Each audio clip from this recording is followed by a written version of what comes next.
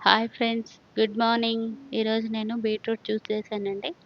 అంటే నా హెల్త్ మైండ్‌లో పెట్టుకొని చేశాను. మీకు కొన్ని కొన్ని టిప్స్ చెప్తాను మధ్యలో.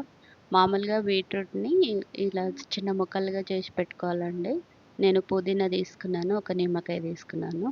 ఆహ్, ఇది మామూలుగా అయితే దీంట్లో అల్లం ఎయ్యాలి. కానీ కొంచెం శొంఠి మాత్రమే ఏస్తున్నాను ఎక్కువ ఎయకుండా. కొంచెమంతా పుదీనా. అంటే హెల్త్‌కి సంబంధించిందండి. బ్లడ్ కోసమని.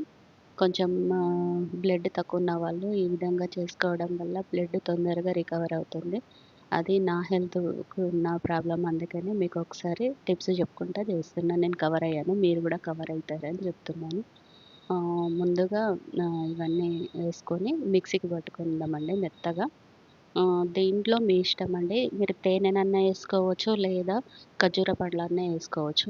నేను మాత్రం ఏమేసుకోవట్లేను. నాకిలా అలవాటయిపోయింది కాబట్టి, నేను నార్మల్‌గా తాగుతాను.